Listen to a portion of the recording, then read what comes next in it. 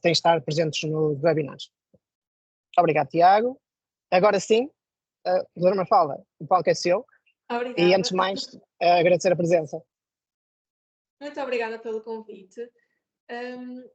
Então, o objetivo, o convite foi endereçado para discutir a importância da integração, ou melhor, da falta de integração dos dados entre o centro de saúde e o hospital, nomeadamente na área da obstetrícia. Portanto, como esta apresentação acaba por ser um bocadinho mais para informáticos, como um bocadinho fazer o contexto clínico, o porquê que é importante a integração dos dados. Portanto, nós sabemos que na gravidez há gravidez de baixo e alto risco. O que é que isto significa? Significa que todas as mulheres que tenham doenças que podem agravar durante a gravidez, ou doenças que surgem na gravidez, ou bebés que estejam a crescer com alguma doença, têm risco acrescido durante a gravidez e, portanto, devem ser vigiadas em contexto hospitalar. Fora disso, todas as mulheres que não tenham nenhum fator de risco, nem materno, nem fetal, elas não necessitam de nenhuma vigilância acrescida. Portanto, em Portugal, não temos obstetras para todas as mulheres grávidas no Serviço Nacional de Saúde. Portanto, estas mulheres são vigiadas no centro de saúde até ao termo, isto é, o final da gravidez, em que elas são encaminhadas para o hospital em que pretendem ter o parto, são feitas umas últimas consultas com o obstetra e depois é o parto nessa instituição. Portanto, como é que é, falando agora da gravidez de baixo risco, porque a de alto risco depende um bocadinho da patologia que está associada, uma gravidez de baixo risco, a mulher é pedida à mulher que faça algumas análises, tanto ao sangue como à urina e ecografias. Essas análises são feitas em 3 períodos da gravidez, às 12, às 24 e às 32 semanas, como quem diz, aos 3, aos 6 e aos 8 meses. As ecografias são 3 e são as mais importantes, sendo que o objetivo da primeira ecografia é ver, primeiro, se o bebê está vivo, segundo, se é um ou mais, e terceiro, excluir o risco de cromossomopatias, ou seja, doenças dos cromossomas que possam estar no bebê. Depois, no segundo trimestre, o objetivo é ver se a anatomia do bebê está toda bem, ou seja, se o bebê está bem formado. E a do terceiro trimestre, que já não é tão importante como as outras, mas não deixa de ser importante, o objetivo é ver como é que está a ser o crescimento do bebê. Como é que é feito, onde são feitas estes meios complementares de diagnóstico? As análises do primeiro, segundo e terceiro trimestre são pedidas pelo médico de família e são feitas num laboratório no exterior, ou, no caso da nossa OLS, são feitas num laboratório do centro de saúde. A ecografia do primeiro e segundo trimestre é feita no hospital para onde é encaminhada a doente, o hospital da área de referência, que pode não ser o hospital em que vai ser o parto, porque a doente pode escolher o parto onde quer que seja o parto. E a ecografia do terceiro trimestre normalmente também é feita num laboratório ou num centro externo. A passar. Desculpem. Pronto, então, se houver alguma alteração nestes meios complementares de diagnóstico, ou seja, se virmos, tanto nas análises como na ecografia, se tem alguma alteração, a mulher deve ser enviada prontamente para uma consulta hospitalar. Mas estas análises e ecografias não são logo vistas por um médico. Apesar da ecografia do primeiro e segundo trimestre, ela é feita cá no hospital. Portanto, ela é feita por um obstetra cá no hospital e se houver alguma alteração, é logo pedir a consulta. Mas tanto as análises do primeiro, segundo e terceiro trimestre e a ecografia do terceiro trimestre, como são feitas de fora, cabe à grávida levar estes exames ao colega da MGF e este deve fazer o registro na plataforma que eles têm e depois, se assim virem, encaminharem para nós. Caso pode acontecer, pode haver algum erro de transcrição ou mesmo o erro da própria doente não levar os exames, que acontece muito frequentemente, infelizmente, não levar os exames até ao clínico. Pode passar. Portanto, o que acontece na maioria dos centros é que nós, quando recebemos a doente no fim da gravidez, portanto, ali entre as 35 e 36 semanas, nós temos que lhe pedir toda a informação que ela teve dos exames complementares de diagnóstico que realizou até agora. Essa informação está, muitas vezes, no boletim de grávida, mas no boletim de grávida está a informação que os colegas foram escrevendo, portanto, às vezes tem erros de transcrição, portanto, não é a fonte mais segura de informação.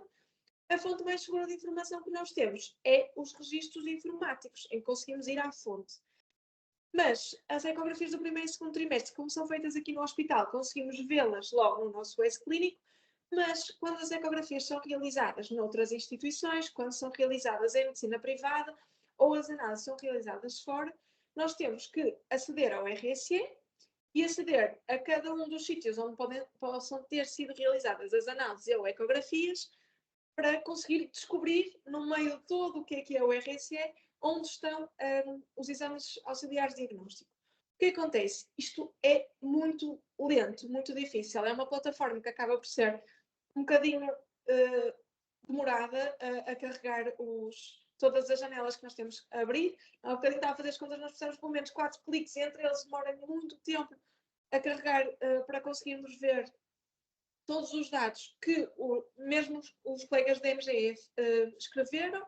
Portanto, nós perdemos muito tempo na consulta, o que acaba por dar menos tempo da consulta para esclarecer as dúvidas das doentes. Portanto, há uma má gestão dos recursos, porque acabamos por estar muito mais tempo aqui com a doente, acabamos por ter que fazer muito menos consultas para conseguir ter uma consulta de qualidade. E muitas vezes o que acontece? Nós não conseguimos encontrar o exame que a doente precisava ter feito, que a doente nos diz que fez até naquele sítio, mas ou não foi registado, ou houve algum erro, não conseguimos aceder às plataformas. É muito comum isto acontecer e muitas vezes temos que repetir os exames auxiliares de diagnóstico. Pode passar. O que aconteceu? Em 2020, em plena pandemia, o Obscare fez um projeto aqui na nossa instituição, no LS Matosinhos, que é o Obscare WCR, em que dos objetivos deste projeto era a integração dos dados do centro de saúde com o hospital. Pode passar.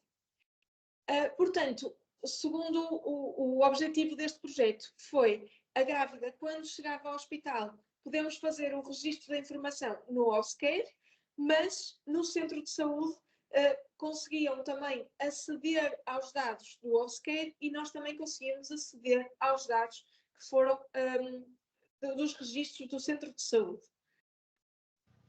Portanto, nós agora no hospital temos a nossa timeline, portanto, o nosso cronograma, conseguimos ver as semanas de gestação da grávida e conseguimos ver um bocadinho o percurso da grávida ao longo da sua gravidez. Conseguimos ver quantas vezes foi ao centro de saúde, quantas análises é que fez, as ecografias, e fica tudo registado. E nós, tanto nós como no centro de saúde, conseguimos visualizar. Portanto, pode passar.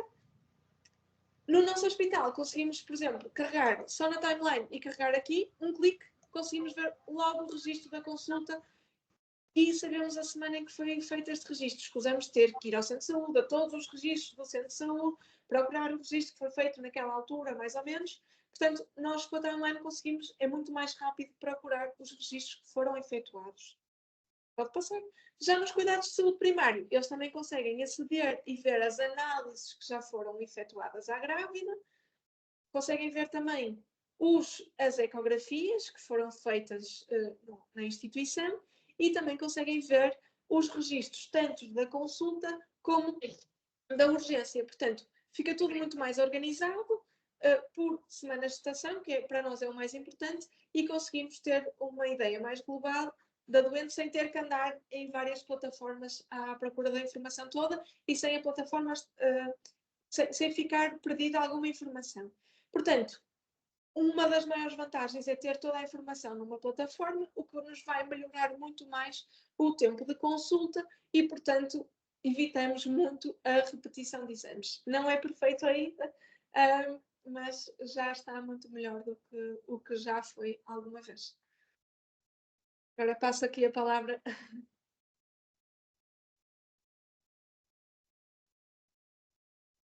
Não se está a ouvir.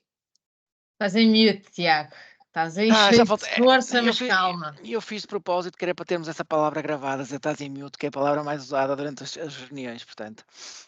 João, posso então pegar aqui agora na Força, apresentação? força. Pronto, eu aqui vou agora pegar um bocadinho naquilo que a doutora Mafalda explicou, vou começar a pôr aqui um bocadinho mais de componente mais técnica, deixando que depois para a Joana fica mesmo aquela componente mais técnica mesmo das mensagens, está bem?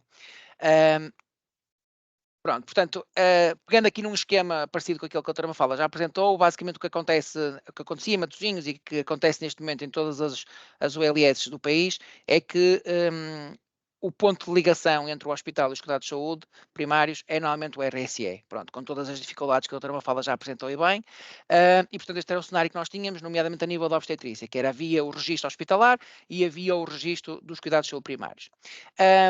O porquê da OLS de Matosinhos na altura, portanto, isto foi um projeto que começou em 2020, portanto, antes dos hospitais serem todos OLS como são agora, e portanto a principal vantagem é que, pode não parecer, mas era muito importante, que a OLS de Matosinhos tem a base de dados dos centros de saúde agregada. O que é que isto quer dizer? Em Matosinhos só existem duas bases de dados. Existe a base de dados do hospital e existe a base de dados dos cuidados de saúde primários e, portanto, todos os centros de saúde de Matosinhos estão a trabalhar em cima da mesma base de dados, que é uma realidade já agora que não acontece nas novas OLS. Há OLS que têm 3 ou 4 bases de dados dos vários centros de saúde que compõem essa OLS e o que não era o caso de Matosinhos. Pronto. E como Matosinhos já tinha um portal do utente e tinha já muita informação agregada, foi mais facilitador de fazermos este processo. Portanto, como é que nós dividimos aqui o processo e como é que dividimos o projeto?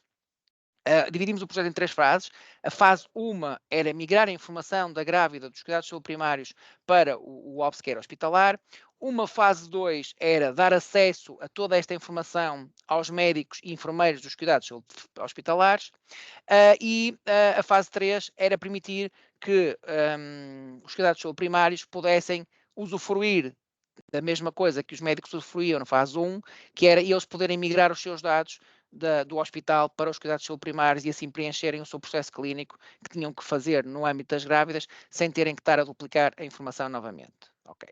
Na fase 1, nós fizemos aqui um bocadinho de estado da arte, fizemos aqui algum levantamento, fizemos visitas aos cuidados de saúde primários para percebermos em que locais do S-Clínico hospitalar é que eles colocavam informação referente à gravidez. Depois a seguir, portanto, eu não sei se vocês estão todos um bocadinho familiarizados, mas tipicamente a base de dados do hospital a gente vai tratar como sonho, portanto o S-Clínico está em cima de um sonho e nos centros de saúde está em cima de um sinos, portanto é mais fácil assim fazer a comparação de quando eu estiver a falar de uma base e de outra base. Portanto, quando nós fizemos esse levantamento dos questionários, a seguir o que fizemos foi ir aos sinos, tentar perceber quais eram as tabelas onde essa informação estava armazenada. Aqui tivemos uma ajuda enorme da ULSM, porque tem técnicos de informática e especialistas de informática que sabem muito da base de dados de sonho e de sinos, porque já tiveram estes problemas anteriormente para poderem migrar e integrar coisas que já tinham na ULS. Portanto, fizemos o levantamento dessas variáveis e, como tal, foram descritas essas variáveis e caracterizadas a nível de estrutura e foram apresentadas a Matosinhos como sendo aquelas variáveis que nós necessitaríamos de importar. Okay? Deste levantamento surgiram 4 grandes áreas de informação que deveriam ser importadas neste processo, que era a informação estruturada da estação. Estamos a falar como idade da última menstruação, que dá para permitir calcular a idade estacional, o peso para a estação e outras informações que vinham da gravidez. Diários estruturados, portanto, estamos a falar daqueles diários que a doutora Mafalda já vos mostrou, que consegue na timeline ver toda a avaliação SOAP, que é assim que é feita nos cuidados de saúde primários, que uma doente tem ao longo da gravidez. Uma das coisas que a doutora Mafalda esqueceu de referir é que isto importa, mesmo que a senhora esteja a ser seguida em mais que o centro de saúde. Pode aqui em Matosinhos não parecer, porque é uma OLS pequenina, mas acredito que nas novas OLS isso possa acontecer. Possa haver senhoras que estão a ser seguidas em mais do que o centro de saúde e até podem mudar de centro de saúde ao longo da gravidez. E outra das coisas também importante era a importação das ecografias e das análises e os parâmetros de avaliação de enfermagem. Portanto, estes foram assim os grandes 4 tópicos que vocês já vão perceber porque é que depois estes 4 tópicos são importantes mais à frente, mas foram aquelas grandes áreas que nós dividimos em termos de fluxo e de integração. O segundo ponto, portanto, na fase 2, era darmos a visibilidade destes dados todos, porque, para além dos dados hospitalares, também dos dados que vinham dos centros de saúde, darmos esta visibilidade aos cuidados de saúde primários. A maneira mais simples e aquilo que foi mais fácil de fazer na altura foi, para quem conhece, usar o menu de contexto que o S-Clínico já tem e nos cuidados de saúde primários um médico ou enfermeiro, quando tem uma grávida à frente, passou a ter mais uma aplicação que lhe aparece ali como sendo o Obscare, e o que acontecia era que o link chamava o Obscare hospitalar e, portanto, eu conseguia ter acesso à timeline daquela doente, já autenticado e já em menu de contexto para aquela doente, e conseguia ter acesso logo a um resumo da estação e ter acesso a todos os ícones que a doutora Mafalda há bocado já explicou. Eu apenas disse aqui todos os ícones que são possíveis de mostrar naquela timeline. Está bem? Pronto. A fase 3, que era a fase mais desafiadora deste processo todo. E já vão perceber porquê. Que era nós, da mesma maneira como o Obscare ia fazer consultas aos sinos, o objetivo era que o sinos pudesse fazer consultas ao Obscare e que os médicos de cuidados de saúde primários não precisassem estar a transcrever a informação daquilo que acontecia no hospital para o seu processo clínico. Pronto. Aqui, como podem, pronto, o trabalho ainda está a ser feito, porque nós deixamos ficar do nosso lado, e a Joana depois vai falar nisso à frente, deixamos ficar já canais de integração preparados para que essa pergunta seja efetuada, mas neste caso a LSM fez um pedido à SPMS porque isto obrigaria a uma estruturação do S-Clínico dos cuidados de saúde primários para que estes dados pudessem ser integrados diretamente nas tabelas e pudesse haver aqui um processo de integração do género, por exemplo, que se a senhora vai ao hospital ter uma urgência, o médico dos cuidados de saúde primários não tenha que na consulta seguinte transcrever o que aconteceu na urgência e que esse ato que aconteceu no hospital lhe possa aparecer automaticamente na solução. O que é que nós consideramos como sendo possíveis melhorias deste processo e desta integração? Uma das coisas que não está neste momento nas mensagens, depois a Joana vai falar isso mais à frente, que é as mensagens estão a usar uma estruturação muito simples, que cumprem o standard HL7, mas não cumprem todos os standards internacionais e, portanto, uma das coisas que se nós quisermos que isto passe a ser usado em todos os hospitais e principalmente poder ser usado para troca de dados a nível internacional, devíamos ter a codificação LOINC dos dados. Portanto, imagina, um dos valores que vem é o peso da senhora e, portanto, em vez de ver o peso na mensagem, vir também a codificação LOINC desse mesmo peso e da altura. E outra das coisas era que o que for componente clínica, colocar a codificação internacional SNOMED, de forma a que se eu trocar mensagens com um país estrangeiro, a mensagem seja perfeitamente entendível e não haja necessidade de haver aqui um processo de tradução. Outra das coisas que nós achamos que também era uma mais-valia para este projeto era as mensagens serem validadas, neste caso pelo chapter, serem submetidas ao escrutínio do chapter HL7 e nós estamos desde já disponíveis para fazer todo tipo de alterações e sugestões que vocês acharem que são necessárias, está bem? E pronto, e aquela que eu acho que era aqui a cereja no topo do bolo, principalmente para os cuidados de saúde primários, era que eles pudessem ter os dados integrados de forma automática e tudo aquilo que a doutora Mafalda referiu ao bocado, como sendo uma mais-valia para um médico neste momento da OLSM hospitalar, não é se nós pudéssemos aqui alguém dos cuidados de saúde primários e ali a dizer que pronto, é bom eu ver os dados e ver os dados todos estruturados no mesmo sítio, mas eu tenho que na mesma andar a fazer copy-pastes para o meu processo clínico porque eu não consigo que os dados apareçam de forma automática. E portanto estes eram aqui os 3 grandes desafios, que eu acho que 2 deles são mais fazíveis, o primeiro e o segundo, porque dependem basicamente de nós, de Matosinhos e do chapter HL7 para estruturarmos esta. A terceira, precisamos sempre do apoio da SPMS, como em tudo aqui na área da saúde e na interoperabilidade, a SPMS acaba sempre por ter aqui um papel fundamental e, portanto, temos que os tentar convencer que esta integração é um bom processo. Está bem? E passo agora a palavra à Joana. Pronto, aqui agora o grande desafio, falar sobre os desafios, e podes mudar, Tiago, por favor, para o slide seguinte. Quais é que foram os principais desafios da integração encontrada? Um para trás, Tiago, foste muito rápido. Os principais desafios, isto tenham a noção que não é só nesta integração, é em todas as que vamos encontrando ao longo do tempo. O maior desafio é em termos de interoperabilidade e pensem nisto a nível transversal nos vários níveis que existem na interoperabilidade.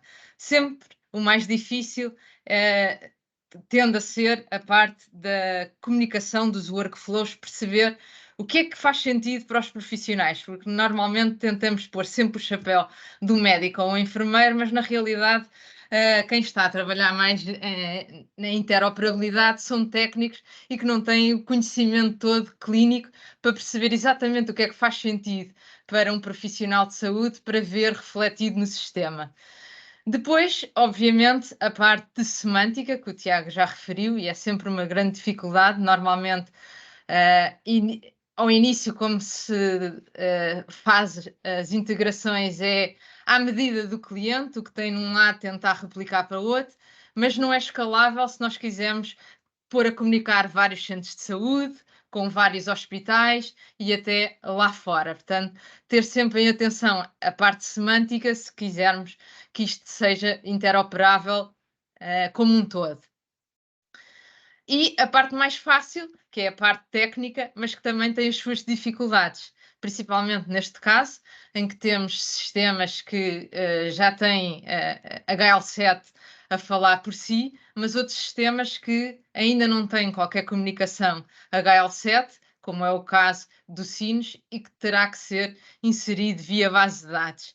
Isso torna tudo mais complexo, porque ou começamos a mexer nas bases de dados que não temos conhecimento e podemos até, inclusive, parar o sistema, ou então fazer coisas que não são as mais corretas. Portanto, o ideal é que haja o próprio produto tenha essa capacidade para enviar de forma interoperável toda a informação, até por uma questão de segurança, quer das instituições, quer dos profissionais de saúde, quer do próprio utente.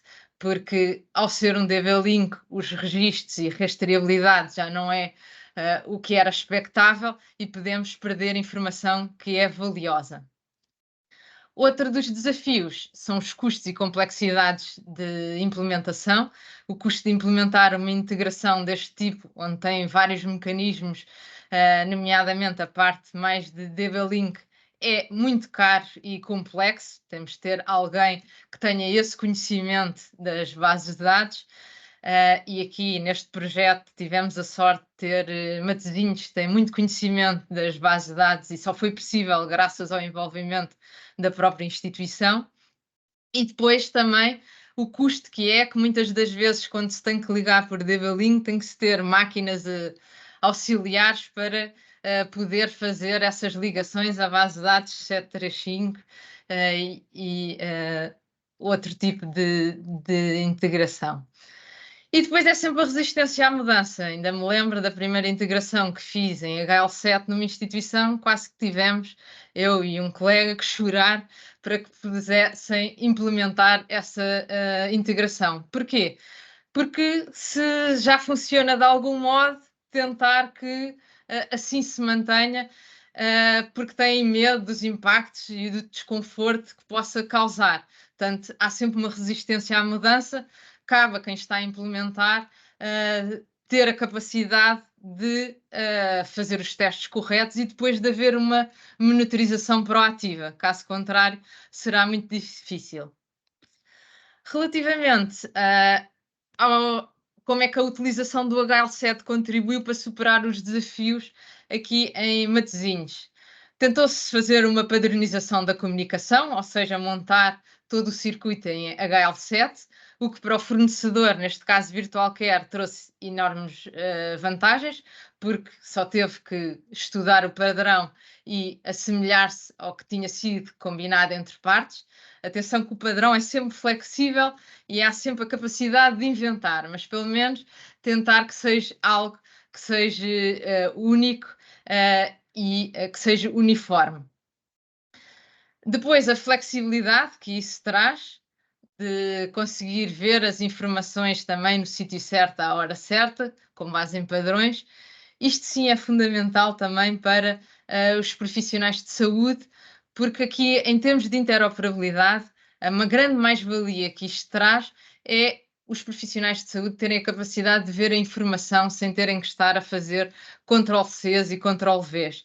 Isto para a segurança do utente é fundamental. Os ganhos e eficiência que traz a todos os profissionais de saúde que evitam estar a perder tempo a transcrever a informação e os enganos, não é? Como volto a referir, quem é que nunca se enganou de estar no doente errado e a transcrever umas análises?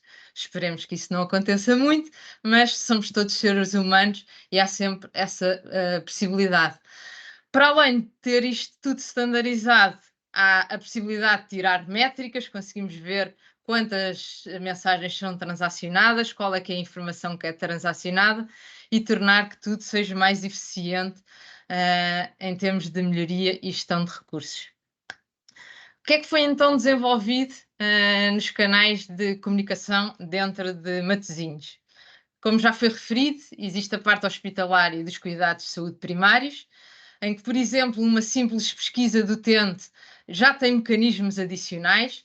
Inicialmente, quando o Obscare pesquisa no sonho para saber qual é que é o utente, ele vai pesquisar com um SNS e ele vai fazer uma primeira validação através da HL7 e utilizando a plataforma de interoperabilidade da SPMS Alight, pesquisa quem é o doente. Caso o doente não exista ainda no hospital, ele vai automaticamente pesquisar no SINS e saber se aquele doente por acaso existe nos centros de saúde. E já traz a informação com os dados demográficos, evitando assim estar a inserir novamente, inserir os dados, o que pode levar a enganos. Obviamente que para ficar perfeito, caso não exista em lado nenhum, o ideal seria ir pesquisar ao Registro Nacional de Utentes, que é a fonte única da verdade para os dados demográficos do utente. Depois, o que é que fazem? Vão nessa primeira fase que o Tiago referiu, através do Obscare hospitalar, vai pesquisar no SINS todas as informações relativamente às informações da gravidez, diários clínicos, informações de análise e ecografias e as informações da avaliação física. Dentro de Matosinhos existe uma plataforma de interoperabilidade da própria instituição, o HS-Celos, produto da LT Systems, que tem essa capacidade de ajudar a transformar as mensagens que são em HL7 vindas do Obscare para inserir dentro da base de dados do SINS para pesquisar, devolver essa informação, que obviamente não vem em HL7, porque o SINS, como referi, ainda não tem essa capacidade, mas depois é devolvida toda a informação em HL7. E é aqui, nesta plataforma, que existe essa magia de transformação.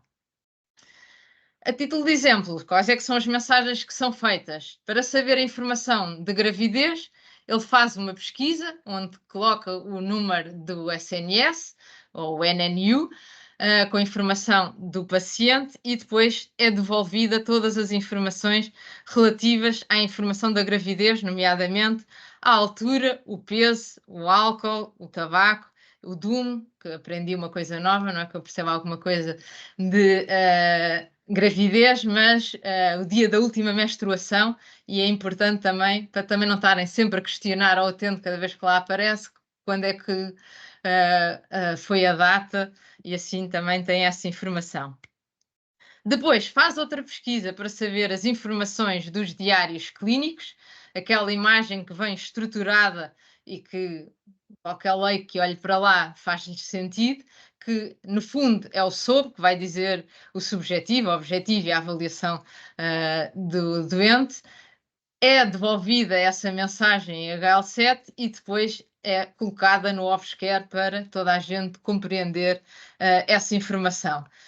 Isto tem sempre vários episódios e, portanto, ele vai devolver o registro de cada episódio com a data de registro do episódio e todas as informações associadas para cada episódio que foi registada no S-Clinic CSP. O mesmo para a informação das análises e ecografias. Existem já 2 mecanismos dentro do hospital para o Obscare, ou seja, todas as análises que são registadas dentro do próprio hospital podem ser devolvidas também através de uma pesquisa para o Obscare. Tudo o que é no centro de saúde, que é registado, é também feita uma pesquisa das análises e é devolvida essa informação seguindo a mesma lógica, por cada episódio que foi registado é devolvida essa informação.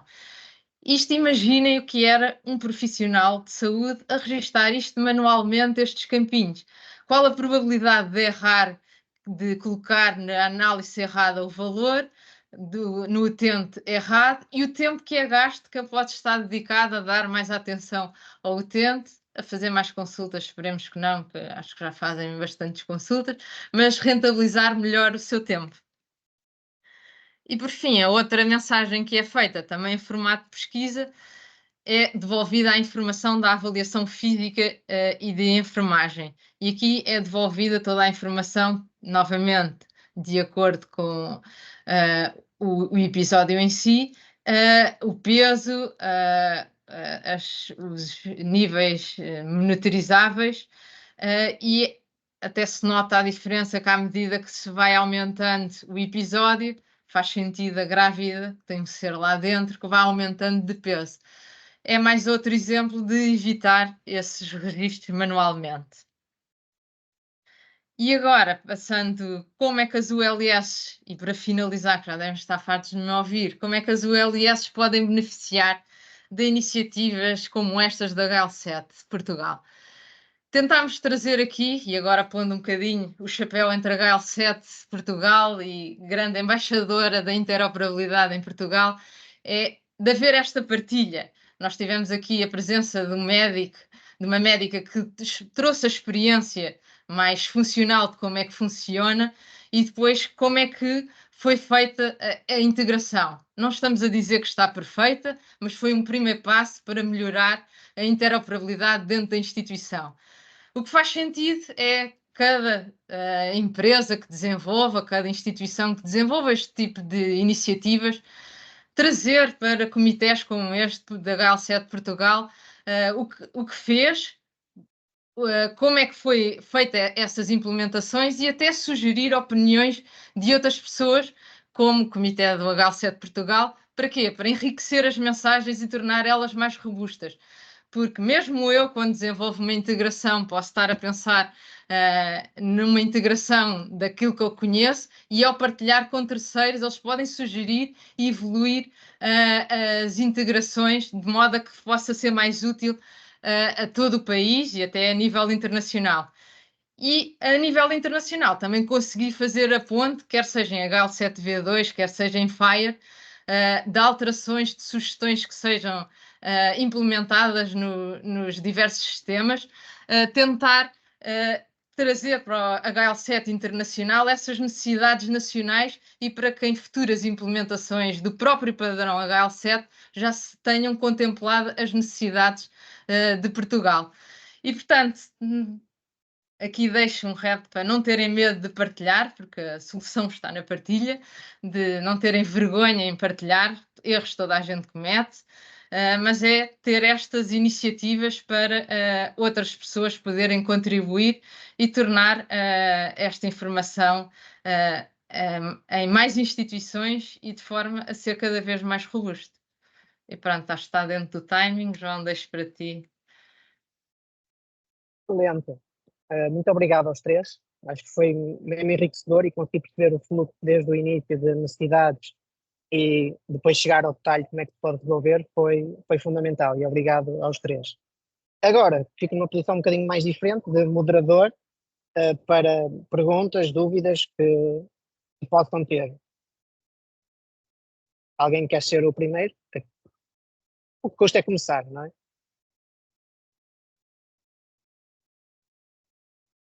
Pronto, eu já sei que as pessoas ficam sempre tímidas e a verdade é que eu tenho aqui pelo menos duas perguntas, mas se calhar começo com uma que acaba por pegar um bocadinho no fim das apresentações dos três, creio eu. Tem a ver com e agora, né? Ou seja, por um lado, o que é que a doutora Mafalda gostava de ter mais? Por outro, o que é que o Tiago e a Joana acham que também conseguiriam fazer mais ou que gostavam de poder fazer mais? Se calhar começando pela doutora Mafalda. Exato. O perfeito do perfeito era nós na mesma plataforma termos o registro da grávida desde que ela procurou uma instituição de saúde, idealmente, já no ideal, pública e privada, e ter todos os registros na mesma aplicação. Portanto, o objetivo maior é nós conseguirmos ver tudo o que já foi registado, mas estar registado diretamente lá, ou seja, não só ver e consultar, mas também já estar tudo já registado, evitarmos estar a registrar novamente, e registrar. Pronto, isso era o ideal. Se calhar começar nos centros de saúde, primeiro, não é? Que acaba por ser mais pequenino, mas depois entre hospitais, acho que também era perfeito, porque hoje em dia a grávida tanto vai a Matosinhos como a São João como a Santo António, e portanto entre hospitais também seria perfeito. Evitarmos usar o RSE, porque claramente não está não é muito prático, pronto, para nós conseguirmos ver todas as informações. Obrigado. Tiago, se calhar, e depois Joana. Sim. Ó João, se quiseres o meu desafio, o que eu gostava era de levar esta integração pelo menos para os 19, 18 OLS que foram constituídas e onde o OBSCAE já está instalado, e gostava de conseguir replicar aquilo que foi feito em Matosinhos para outras. Posso-vos dizer que acho que não vai ser fácil para todas. Nós estamos neste momento já a tentar uma segunda e em que aqui publicamente agradeço a Matosinhos a disponibilidade de. Nós temos esta segunda OLS já em comunicação com Matosinhos para haver partilha dos canais de comunicação. Matosinhos até disse que se fosse necessário fazia mesmo a exportação dos canais HL7 já com os selects e com toda a base de dados. É lógico que precisava ser testado porque os sinos, embora, se for como ao sonho, embora seja supostamente igual, há sempre pequenas diferenças entre os vários hospitais, mas nesta nova OLS o desafio é que eles têm 3 bases de dados e não só uma. Portanto, a pergunta à base de dados dos cuidados subprimários tinha que ser a 3, enquanto que aqui em Matosinhos é só uma, e eu pergunto e estou a abranger todos os centros de saúde, lá não, tinha que perguntar a 3. E uma coisa que nós ainda não pensamos é o que é que eu faço quando tem informação discrepante entre as 3 bases de dados que me respondam. Pronto, que é coisa que em Matosinhos não acontece.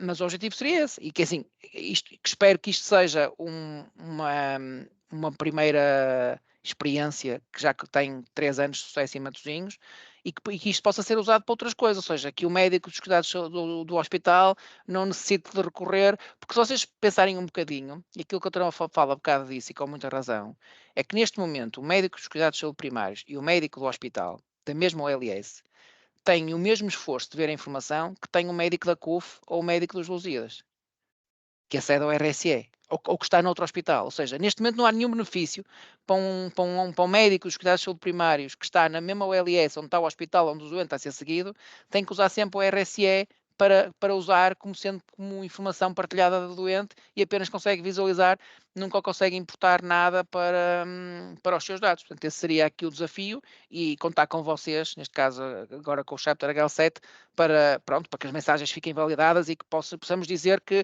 esta integração tem a sanchela do HL7 Portugal, que eu acho que é daquilo que é uma das missões que eu acho que o HL7 aqui em Portugal tem, para as empresas, a empresa poder dizer que, olha, quando eu chegar agora ao outro hospital, nós já temos aqui uma integração que está validada pelo HL7 Portugal a nível de implementação e, portanto, vamos tentar fazê-la aqui na vossa instituição também. Tiago, deixa-me, antes de mais, acho que podes parar de gravar, que assim também as pessoas podem ficar mais à vontade para fazer as perguntas que quiserem e não ficam tímidas. Isso é um ponto. Segundo ponto,